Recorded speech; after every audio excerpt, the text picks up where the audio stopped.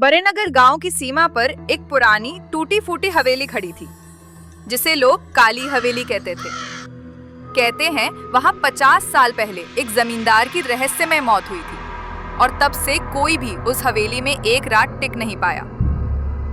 रवि, एक 22 साल का युवक जो शहर से रिसर्च के लिए गांव आया था, इन कहानियों को अफवाह मानता था। उसने गांव वालों की बातों को मजाक में उड़ा दिया और कहा, मैं आज रात उस हवेली में रुकूंगा और देखूंगा क्या भूत सच में होते हैं। गांव वाले डर गए। बुजुर्गों ने समझाया, बेटा मजाक मत कर, वहां जाने वाला कभी सही सलामत वापस नहीं आया। लेकिन रवि ने किसी की नहीं सुनी। रात के 11 बजे रवि टॉर्च, कैमरा और एक किताब लेकर हवेली के अंदर गया। दरवाजा अपने आप चर्र की आवाज के साथ खुला। अंदर घुप अंधेरा और धूल से भरी हवेली थी।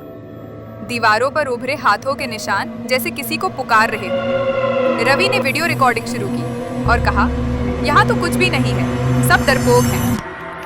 तभी अचानक एक जोरदार हवा का झोंका आया और दरवाजा अपने आप बंद हो गया।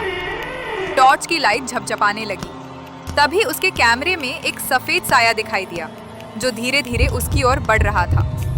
रवि ने डरते हुए पूछा, कौन है? कोई जवाब नहीं आया, लेकिन वह साया और पास आ गया। अब वह औरत की तरह दिख रहा था, लंबे बाल, सफेद आंखें और मुंह से खून टपकता हुआ। तू भी मेरे जैसा ही घमंडी है, अब यही रहेगा हमेशा के लिए।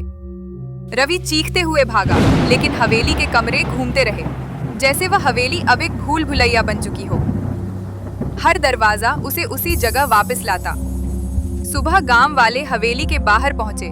दरवाजा टूटा पड़ा था, लेकिन अंदर सिर्फ रवि का कैमरा मिला।